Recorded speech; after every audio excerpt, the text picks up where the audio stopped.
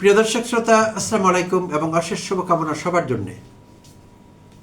3 August সোমবার নিজ verified Facebook account থেকে একটি পোস্ট দিয়েছেন সাবেক ছাত্র সমন্বয়ক আব্দুল কাদের, জুলাইয়ের অন্যতম মুখ, যিনি আমাদের যে জুলাইয়ের ইতিহাস তৈরি হয়েছিল সেই ইতিহাসের অংশ, অবিচ্ছেদ্য অংশ আসলে। যদিও তার নামটি সেভাবে আলোচিত হয় না খুব বেশি, তিনি খুব বেশি আলোচনায় নেই, বাট তিনি অভ্যুত্থানকারীদের মধ্যে অন্যতম ছিলেন এবং ইতিহাস রচনাকারীদের একজন, ইতিহাসের অংশ হয়েই থাকবেন আব্দুল কাদের। তো সেই আব্দুল কাদের সোমবার দিন যে পোস্টটি দিলেন, সেই পোস্ট নিয়ে শুধু নেট দুনিয়ায় না, জনপরিসরের সর্বত্র ব্যাপক আলাপ হচ্ছে, আলোচনা হচ্ছে, সমালোচনা হচ্ছে, বিতর্ক করছেন কেউ কেউ বিষয়টি নিয়ে। তো আসলে আব্দুল কাদেরের পোস্টটি নিয়ে এটিকে যে কেউ চাইলে তার মতো করে ইন্টারপ্রিট করতে পারবেন। এইটি নানা রকম ইন্টারপ্রিটেশন হতে পারে। তাই এই জুলাই মাসে যখন আমরা আজ গণ অভ্যুত্থানের সেই বিশেষ মহান দিবসটি পালন করছি দেশব্যাপী, সেই মুহূর্তে আব্দুল কাদেরের এই পোস্টটি সঠিক কনটেক্সটে রেখে বিবেচনা করা এবং তারপর সেটির ব্যাখ্যা করতে চেষ্টা করা খুবই গুরুত্বপূর্ণ, প্রিয় দর্শক শ্রোতা। সো দেরি না করে আমি তার পোস্টটিতে চলে যাব সরাসরি। তার পোস্টটি আপনাদের সঙ্গে নিয়ে পড়ব এবং ইন্টারপ্রিট করবার চেষ্টা করব। আমরা কীরকম ইন্টারপ্রিট করি, আমরা সেখান থেকে কী বুঝতে পারছি। আর তার আগে একটু বলে নেওয়া ভালো, গত 2024-এর 3 আগস্ট সেই উত্তাল দিনটির কথা নিশ্চয়ই আমাদের মনে আছে, যেদিন এক দফা ঘোষণা করা হয়েছিল স্বৈরাচারী হাসিনার এবং তার ফেসিবাদী শাসনের অবসান করবে কেন্দ্রীয় শহীদ মিনার থেকে। সেই এক দফা 3 আগস্ট। তো সেই এক দফা কিভাবে এলো, এই এক দফার রচনাকারীকে, আলোচনাটি কোত্থেকে উঠেছিল, কে সামনে নিয়ে আসলো, আর এক দফা বাস্তবায়নে এবং ঘোষণায় কার কি ভূমিকা, এই বিষয়ে একটি ভালো চিত্র পাওয়া যাবে কাদেরের এই পোস্ট থেকে। সো দেরি না করে শুরু করি, চলুন। তারিখ বৃহস্পতিবার। কাদের বলছেন তার পোস্টে, 6 সমন্বয়ক ডিবি হেফাজত থেকে মুক্ত হন। বের হওয়ার পরে তাদের সাথে আনুষ্ঠানিক কোনো আলোচনা হয় নাই। ব্যক্তিগতভাবে 2-1 জনের সাথে কথা হয়েছে। আমরা 4 জন, মাহিন, মাসুদ, রিফাত এবং আমি, মানে কাদের নিজে, আমাদের মতো করি স্বাভাবিক প্রক্রিয়ায় পরবর্তীতে 2 তারিখ শুক্রবারের কর্মসূচি ঘোষণা করে দিয়েছি। কিন্তু এই কর্মসূচি ঘোষণা করা নিয়ে ডিবি ফেরত সমন্বয়কদের একাংশ আমাদের সাথে বাক বিতণ্ডায় জড়ায়। সুনির্দিষ্টভাবে বলতে গেলে আমার সাথে জড়ায়। সন্ধ্যা নাগাদ সেটি গুরুতর হয়। বাক বিতণ্ডা নিরসন এবং পরবর্তী পরিকল্পনা নিয়ে পরদিন জুমার পরে অনলাইনে মিটিং করার সিদ্ধান্ত নেওয়া হয়। বলে রাখা ভালো, শুক্রবারের কর্মসূচি ঘোষণা নিয়ে নানান বাধা আসলেও ওই দিনের কর্মসূচির ইম্প্যাক্ট ছিল সুদূরপ্রসারী। জুমার পরে সারা দেশে মানুষজন রাস্তায় বিক্ষোভ মিছিলে নেমে আসে, বিশেষ করে চট্টগ্রাম শহরে। প্রিয় দর্শক শ্রোতা, এটি বলা হচ্ছে 2024-এর 2রা আগস্টের কথা বলা হচ্ছে, শুক্রবার। আচ্ছা, বিশেষ করে চট্টগ্রাম শহরে ওই দিনই মানুষজনের মুখে বেশি উচ্চারিত স্লোগান ছিল দফা 1 দাবি 1, খুনি হাসিনার পদত্যাগ। সারা দেশে পরিস্থিতি বেগতিক দেখে আমি একটা স্ট্যাটাসও দিয়েছিলাম, আমরা শীঘ্রই চূড়ান্ত ডাক দিচ্ছি। পূর্ব নির্ধারিত সিদ্ধান্ত অনুযায়ী জুমার নামাজের পর অনলাইন মিটিং শুরু হলো। মিটিংয়ে কেবল তৎকালীন ছাত্র শক্তির নেতৃবৃন্দই ছিলেন, হাসনাত সার্জিস ভাই ছিলেন না। প্রিয় দর্শক শ্রোতা, এখানে ছাত্র শক্তির নেতৃবৃন্দই ছিলেন, কারো নাম উল্লেখ করেননি কাদের। কিন্তু ছাত্র শক্তিতে তখন নেতৃস্থানীয় যারা ছিলেন তারা ছিলেন নাহিদ ইসলাম, নিশ্চয়ই আমাদের মনে আছে, আক্তার হোসেন ছিলেন, নাহিদ ইসলাম ছিলেন, আবু বাকের মজুমদার ছিলেন, আর ছিলেন আসিফ মাহমুদ সজীব ভুইয়া। তো কাদের বোধে তাদের কথাই বলছিলেন যে ছাত্র শক্তির নেতৃবৃন্দই ছিলেন সে অনলাইন মিটিংয়ে। তো সেখানে সার্জিস নাহিদ উপস্থিত ছিলেন না, সেটি তিনি মেনশন করলেন। হাসনাত সার্জিস ছিলেন না। প্রথম এজেন্ডা ছিল আন্দোলন কন্টিনিউ করা হবে কিনা। এক দুইজনের বিচ্ছিন্ন মতামত বাদে বাকি সবাই আন্দোলন চালিয়ে যাওয়ার পক্ষে মত দেয়। 2 নম্বরের সিদ্ধান্ত গৃহীত হয়, আমি, মাসুদ, রিফাত, মাহিন আগামী 3-4 দিন আন্দোলন পরিচালনা করব আগের মতোই। সিনিয়ররা পরবর্তীতে আনুষ্ঠানিক প্রক্রিয়ায় যুক্ত হবেন, আপাতত তারা পেছনে থাকবেন। আলোচনার মধ্যে আমি আর রিফাত এক দফার ব্যাপারে সিনিয়রদের কনসার্ন জানাই এবং তাদের মতামত জানতে চাই। আমি মাঠের পরিস্থিতি তুলে ধরি, পেশাজীবী, শিক্ষক, বুদ্ধিজীবী, আইনজীবী এবং শিল্পী সমাজের সরাসরি মাঠ পর্যায়ে একাত্মতা পোষণের দিক, সলিমুল্লাহ খানের সরকারের ক্ষমা চেয়ে পদত্যাগ করা, পদত্যাগের বক্তব্য এবং চলমান দ্রোহযাত্রার বিষয়ে তাদেরকে অবহিত করি। আমাদের কনসার্নের প্রেক্ষিতে আরও 7-10 দিন দেখে এক্সপেরিমেন্ট করে তারপর এক দফায় পৌঁছানোর মতামত আসে আলোচনা থেকে। পরদিন 3 তারিখ অসহযোগ আন্দোলনের কর্মসূচি ঘোষণার সিদ্ধান্ত হয় মিটিংয়ে। সেই দীর্ঘ অনলাইন মিটিং শেষ বিকেল পর্যন্ত কন্টিনিউ হয়। এরই মধ্যে আমার বাসায় এক নারী সাংবাদিক আর ওয়াহিদ আলম নামে 2 জন ব্যক্তি আসেন। মিটিং শেষ করে আমি তাদের সাথে আলাপ করতে বসি। ওনারা নতুন কেউ না, আগে থেকেই কানেক্টেড ছিলাম আমরা। আন্দোলনের কর্মসূচি, তাদের বাসায় সমন্বয়কদের নিরাপত্তা দেওয়া সহ অনেক বিষয়ে তারা যুক্ত ছিলেন। আলাপের এক পর্যায়ে তারা সার্বিক পরিস্থিতি ব্যাখ্যা করে এক দফা দেওয়ার বিষয়ে আমাকে পরামর্শ দেয়। এরই প্রেক্ষিতে থেকে খোঁজখবর নেই, পরামর্শ নেই। গতানুগতিক সিদ্ধান্ত গ্রহণ প্রক্রিয়ার অংশ হিসেবে আমি ছাত্র দলের রাকিব, নাসির ভাই এবং শিবিরের সাদিক ভাইয়ের সঙ্গে যোগাযোগ করি, তাদেরকে এক দফার বিষয়ে জানাই। সব কিছু শোনার পরে নাসির ভাই বলল, তাহলে এই ব্যাপারটা আমি চেয়ারম্যান স্যারের সাথে আলাপ করে নিই। প্রিয় দর্শক শ্রোতা, এখানে বর্তমান প্রধানমন্ত্রী তারেক রহমানের কথা বলা হচ্ছে, যিনি তখন লন্ডনে ছিলেন। ছাত্র দলের নাসিরের কথা বলা হচ্ছে। আর সাদিক ভাই বলল, আমি তাহলে মুরব্বীদের সাথে আলোচনা করে তোমাকে জানাচ্ছি। এরই মধ্যে মাগরিবের ওয়াক্ত শেষ হয়ে সন্ধ্যা গড়াচ্ছে। যে 2 জন আমার বাসায় আসে তাদের সাথে আমি আলাপ করি যে আমি এক দফার বিষয়ে প্রস্তুত। শিবির ছাত্র দলের সাথেও আলোচনা করেছি, তারাও মোটামুটি পজিটিভ। তারা তাদের মাদার পার্টির সাথে আলোচনা করতেছে, তবে আমি একা পারবো না। বাকি 3 সমন্বয়ক রিফাত, মাহিন, মাসুদের সম্মতি লাগবে। আমরা 4 জন একসাথে দিব। পরবর্তীতে সেই 3 জনের সাথে যোগাযোগ করা হয়। তারা সবাই একসাথে এক বাসায় থাকে। তাদেরকে এক দফার ব্যাপারে জানানোর পরে তারা জানায় যে সিনিয়ররা এখন ডিবি থেকে বের হয়েছে, এক দফার বিষয়ে সিনিয়ররা সিদ্ধান্ত নেবে। একটা পর্যায়ে তারা পরিস্থিতির আলোকে তাদের নিজেদের এবং পরিবার নিরাপত্তা নিয়ে কনসার্ন জানায়। তারা যেখানে অবস্থান করতেছেন সেখানটায় তারা যথাযথ নিরাপদ মনে করতেছেন না। তাদেরকে সপরিবারে অ্যাম্বাসিতে নিরাপত্তা দিলে তারা এক দফার বিষয়ে আগাতে পারেন, এমনটাই তারা জানায়। আমি তাদেরকে সার্বিক পরিস্থিতি এবং দুপুরের মিটিংয়ে সিনিয়রদের গৃহীত সিদ্ধান্তের বিষয়ে উল্লেখ করে বোঝানোর চেষ্টা করি। এমন পরিস্থিতি আরও 7-10 দিন কন্টিনিউ করলে অনেক বেশি প্রাণহানি হবে, আর মানুষের জীবন নিয়ে তো আমরা এক্সপেরিমেন্ট চালাতে পারি না। যে কথা দুপুরের মিটিংয়ে আমি বলেছিলাম, তাদেরকে বলি, এক দফা উপনীত হওয়ার মতো পরিস্থিতি তৈরি হয়েছে। সিদ্ধান্তের দোলাচলে ঝুলে না থেকে আমরা এক দফা দেই। এক দফা দেওয়ার পর যা হওয়ার হবে। আরেকটা বিষয় বলে রাখি, এরই মধ্যে আমি এক জায়গা থেকে খবর পাই, পরবর্তী দিন 3 তারিখে হাসিনা ছলচাতুরি করে 9 দফা মেনে নেওয়ার সিদ্ধান্ত নিতে যাচ্ছে, যেটা আমাকে এক দফার ব্যাপারে আরও তাড়না যোগায়।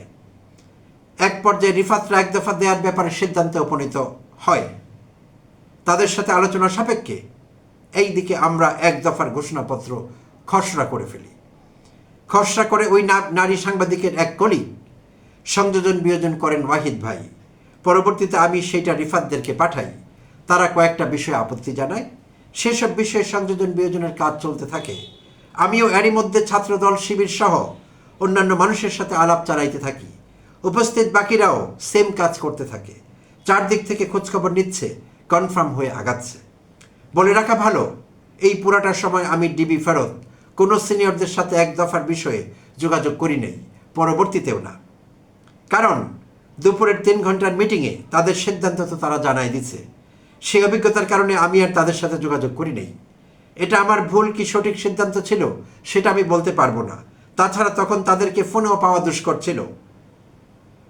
এসব করতে করতে রাত 10টা ছাত্রদলের নাসির ভাই ফোন করে জানায় যে এক দফা দেওয়ার মতো পরিস্থিতি তৈরি হয়েছে, যেটা চেয়ারম্যান স্যারও জানিয়েছেন। তারেক রহমানের কথা বলা হচ্ছে। প্রিয় দর্শক শ্রোতা, তোমরা সিদ্ধান্ত নিতে পারো। সাদিক ভাইও একটা পর্যায়ে জানায় এটা গুরুত্বপূর্ণ সিদ্ধান্ত, তুমি হাজতের নামাজ পড়ে একটা সিদ্ধান্ত নিয়ে নাও, আমাকে জানাও, এক দফার বিষয়ে আমরা প্রস্তুত। ওই নারী সাংবাদিকের সাথে ওই ব্যাপারে সাদিক ভাইয়ের কথা হয়েছে। পরে তাদের দুই দিকের সম্মতির প্রেক্ষিতে আমরা কাজ আরও আগাই, ঘোষণাপত্র তাদের সাথে শেয়ার করি, আলোচনা করি। শেষে আমি ঘোষণার একটা ভিডিও বানিয়ে ফেলি। এরই মধ্যে রিফাতরা হঠাৎ করে আর ফোন ধরতেছে না। একটা পর্যায়ে ফোন করে বলে নাহিদ ভাইদের সাথে কথা হয়েছে, তারা এই ব্যাপারে সম্মতি দেয় নাই। রিফাত মাসুদরা সিদ্ধান্ত পরিবর্তন করায় আমরা আকস্মিকভাবে হতভম্ব হয়ে যাই। তাদের সম্মতির ভিত্তিতে এইদিকে সব রেডি, রিফাতদের সাথে যোগাযোগ করার চেষ্টা করি, তারা ফোন আবার ধরে না। 5 আগস্টের পর নাহিদ ভাইদের থেকে জানতে পারি রিফাতরা নাহিদ ভাইকে ফোনে পাওয়ার পরে জানাইছে যে তাদেরকে নাকি ভয় ভীতি দেখিয়ে এক দফার বিষয়ে রাজি করানো হচ্ছে। তাদের অভিযোগের প্রেক্ষিতে নাহিদ ভাই জানিয়েছেন যদি তাদেরকে বেশি প্রেশারাইজ করা হয় তাহলে তারা এক দফা দিতে পারে। মূলত সেই প্রেক্ষিতেই রিফাতদের সেই সময় সিদ্ধান্ত পরিবর্তন হয়। এইভাবে যোগাযোগের চেষ্টা চলতে থাকে, সময় গড়াতে থাকে। আরও পরে রিফাতরা ফোন ধরে জানায় যে আমরা এখন এক দফা দিব না, নাহিদ ভাই এনশিওর করছে এক দফা মাঠ থেকেই দিবে। আবারও আলাপ চলতে থাকে। একটা পর্যায়ে রিফাতদের থেকে আমি কনফার্ম হতে চাই নাহিদ আসিফ ভাইরা আগামীকাল এক দফা দেবে কিনা। 3রা আগস্টের কথা বলা হচ্ছে। প্রিয় দর্শক শ্রোতা, কথা হচ্ছে 2 আগস্টের। তারা কনফার্ম হয়ে পরবর্তীতে আমাকে জানায় যে আগামীকাল নাহিদ ভাইরা এক দফা দেওয়ার প্রতিশ্রুতি দিয়েছেন, আর যদি না দেয় তাহলে আমরা 4 জন মিলেই এক দফা দিব। সিনিয়রদের জন্য আর ওয়েট করব না। রিফাত আমাকে এই প্রতিশ্রুতি দেয়। এই প্রতিশ্রুতির প্রেক্ষিতে ওই দিন এক দফার ঘোষণা আর দেই নাই, প্রস্তুতকৃত ভিডিও বার্তাও পাবলিক করি নাই। আমি তাদের কথায় কনভিন্সড হয়ে যাই, কারণ এক দফা আমি কিংবা আমরা, রিফাতরাই দিতে হবে বিষয়টি তেমন না। আমাদের এক দফা আসতে হবে, এক দফা দিতে হবে, সেটাই আমার মূল কনসার্ন ছিল। চারদিকে এত এত হত্যাযজ্ঞ আর পরদিন হাসিনার 9 দফা মেনে নেওয়ার নামে নতুন দুরভিসন্ধির ব্যাপারেই মূলত কনসার্ন ছিলাম। যাই হোক, এক দফার নেপথ্যে এই হইল আমার দেখা ঘটনা প্রবাহ। যদি আমার ভূমিকা বলেন, সেক্ষেত্রে আমি কেবল চেষ্টা করছি এক দফার ঘোষণা আসা নিয়ে, কারণ এটাই মোক্ষম সময়। শুক্রবার দুপুরের অনলাইন মিটিংয়ে এক দফা নিয়ে অনানুষ্ঠানিক সিদ্ধান্তে আমি সন্তুষ্ট ছিলাম না। সেটা আমি মিটিংয়েও জানিয়েছি এবং আমার চিন্তা ভাবনার জায়গা থেকে পরবর্তীতে এক দফাকে এগিয়ে আনার জন্য কাজ করছি। যেটা তারা 7-10 দিন পরে দেওয়ার কথা ভাবছিল, সেটা আমি পরিস্থিতি বিবেচনায় 2-1 দিনের মধ্যে করতে চাইছি, এইটুকুই। আর এক দফা নিয়ে রিফাত মাসুদদের ভয়ভীতি দেখানো কিংবা জোরপূর্বক রাজি করানোর ব্যাপারটা মোটেও সত্য না। কিংবা নাহিদ মাহফুজ ভাইরা আন্দোলন পরবর্তীতে যে ন্যারেটিভ দাঁড় করাবার চেষ্টা করেছে যে সমন্বয়কদের রাতের বেলায় একটা নির্দিষ্ট কোয়ার্টার থেকে এক দফার জন্য চাপ দেওয়া হয়েছিল, বা নাহিদ ভাইদের বক্তব্য অনুযায়ী এটা ফেসিবাদকে টিকিয়ে রাখার একটা ফাঁদ ছিল, সেই ন্যারেটিভ আমার কাছে সত্য বলে মনে হয় না। কারণ রিফাতরা পরবর্তীতে জানাইছে তারা গুলির মুখে জিম্মি কিংবা তাদেরকে জোরপূর্বক রাজি করানো হচ্ছে, বিষয়টা তারা এইভাবে নাহিদ ভাইদের জানায় নাই। তবে উদ্ভূত পরিস্থিতিতে তারা ভরকে গেছে। সার্বিক পরিস্থিতির কারণে কিছুটা যে উদ্বেগ হয়েছে এটা সত্য। সেজন্য তারা সিদ্ধান্ত নিতে পারতেছিল না। তাদের জায়গা থেকে তখন ওই পরিস্থিতিতে সিদ্ধান্ত নেওয়া হয়তো কঠিনও ছিল। আমার আশেপাশে তো মানুষ ছিল, সংশয় সংকোচ থাকলে আলাপ করে সিদ্ধান্তে আসতে পারছি। বিভিন্ন রাজনৈতিক দলের সাথে যোগাযোগ করছি, অভয় পাইছি। সেই হিসেবে আমি যেমন কনফিডেন্ট ছিলাম তারা তেমনটা হতে পারে নাই। তাদের ক্ষেত্রে হয়তো সেই পরিবেশটা ছিল না। বাসায় 3 জন একা ছিল, আর আমাদেরকে মাহফুজ ভাই কোয়ার্টার বলতেছে কিংবা নাহিদ ভাই ফেসিবাদকে টিকিয়ে রাখা ফাঁদের অংশ বলতেছে। সেই তারাই কিন্তু 22-23 তারিখ থেকে আমাদেরকে 4 জনকে নিরাপত্তা দিয়েছিল, সার্বিক দায়িত্ব পালন করেছিল। আমাদেরকে নিরাপত্তা দিতে গিয়ে তারাও মৃত্যুর ঝুঁকি নিয়েছিল। প্রিয় দর্শক শ্রোতা, কাদের এখানে বোঝাচ্ছেন ডেইলি স্টারের সেই লেডি সাংবাদিক এবং ওয়াহিদের কথা, যিনি একসময় ছাত্রদল করতেন, ওয়াহিদ আলমের কথা। সো প্রিয় দর্শক শ্রোতা, আলাপে পোস্টে আরও বড়, বেশ দীর্ঘ একটি পোস্ট আরও উল্লেখ করা হয়েছে। এক পর্যায়ে জুলকারনাইন সায়েরও যুক্ত হয়েছিলেন অনলাইনে এবং জুলকারনাইন সায়ের সমর্থন দিয়েছিলেন যে মাঠ পরিস্থিতি তোমরা বুঝো, তোমরা যদি মনে করো মাঠ পরিস্থিতি অনুকূলে আছে এক দফার ঘোষণা দেওয়ার জন্যে, তোমরা দিতে পারো। তো এখন শুরুতেই বলছিলাম কাদেরের এই পোস্ট যে কেউ তার মতো করে ইন্টারপ্রিট করতে পারে, যে কেউ চেষ্টা করবে এনসিপি, নাহিদ, সার্জিস, হাসনাত এদেরকে ডিফেম করবার জন্যে, ডিমিন করবার জন্যে যে তারা তো এক দফা চায়নি।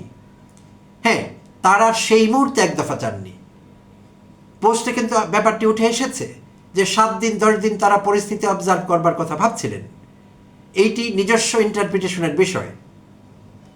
নাহিদ, সার্জিস, আক্তার, হাসনাত এরা যদি এক দফা নাও চেয়ে থাকেন, এরা হাসিনার পদত্যাগ চাননি, এরা ফেসিবাদের অবসান চাননি, বিষয়টি তা না। তারা তাদের মতো করে আন্দোলনের কর্মসূচি এগিয়ে নিতে চাইছিলেন, আর কাদের তার মতো করে এগিয়ে নিতে চাইছিলেন। কাদের কিন্তু উল্লেখ করেছেন 2-4 দিন তিনি তাদের সঙ্গে যোগাযোগই রাখেননি। তার মানে কিন্তু এই না নাহিদ, সার্জিস, হাসনাতরা চুপ করেছিলেন, তাদের যা করবার তারা কিন্তু করছিলেন। আমরা জানি দফায় দফায় তারা বিভিন্ন রাজনীতিবিদদের সঙ্গে আলাপ করছিলেন। বিএনপি মহাসচিব মির্জা ফখরুলের বাসায় তারা রিপিটেডলি যাতায়াত করতেন, এইসব বিষয়ে কথা বলতেন। কাদের যখন যোগাযোগ করছিলেন নাসিরের সঙ্গে ছাত্রদলের, কিংবা রাকিবের সঙ্গে, কিংবা ইসলামী ছাত্র শিবিরের সাদেক কায়েমের সঙ্গে, নাহিদ, সার্জিসরা তখন মাহফুজরা যোগাযোগ করছিলেন মির্জা ফখরুলের সঙ্গে, তার বাসায় গিয়ে কথাবার্তা বলছিলেন রিপিটেডলি। এর মধ্যে জামায়াতের নেতৃবৃন্দ যুক্ত ছিলেন, বিভিন্ন তরফে বিভিন্ন সূত্রে আমরা সেগুলোও জানতে পারি। তো আসলে এখানে এক একটি কোয়ার্টার, এক একটি মহল, এক একটি জায়গা থেকে যার যার মতো করে নিজস্ব ইন্টারপ্রিটেশন থেকে তাদের মতো করে তাদের স্টাইলে কর্মসূচি দিয়ে কর্মসূচিকে সফল করবার চেষ্টা করছিলেন। বাট সকলের লক্ষ্য এবং উদ্দেশ্য ছিল একটি, সেটি হলো ফ্যাসিস্ট হাসিনার কাছ থেকে মুক্তি পাওয়া। তো প্রিয় দর্শক শ্রোতা, যেটি আমি বলছিলাম, মিস ইন্টারপ্রিটেশন হতে পারে, কিন্তু হবার কোনো সুযোগ নেই। কারণ নাহিদরা কিন্তু বলেননি তারা এক দফা চান না, তারা বলেছিলেন তারা মাঠ পর্যায়ের সিচুয়েশন আরও সপ্তাহখানেক দেখতে চান। কিন্তু মাঝখানে যেহেতু নাহিদরা ডিবি হেফাজতে ছিলেন, কাদের মাঠ পর্যায়ের সিচুয়েশন ভালো জানতেন, কাদের কাছে মনে হয়েছে সেই সময়টি মোক্ষম, সেই সময় এক দফার ঘোষণা দেওয়া যেতে পারে। কিন্তু নাহিদদের কাছে তখন সেটি মনে হয়নি। সো এটি নিতান্তই ইন্টারপ্রিটেশনের ব্যাপার, ব্যাখ্যার ব্যাপার, সিচুয়েশন অ্যাসেস করবার ব্যাপার, অন্য কিছুই না। ভিন্ন অ্যাসেসমেন্ট, ভিন্ন ইন্টারপ্রিটেশন থেকে ভিন্ন বক্তব্যগুলো এসেছে। সো এইটিকে ঘোলা পানিতে কেউ যদি মাছ শিকার করবার চেষ্টা করে, সেটি ভুল চেষ্টা হবে, করলে কোনো লাভ হবে না। বাট আব্দুল কাদের নিঃসন্দেহে একজন জুলাই যোদ্ধা।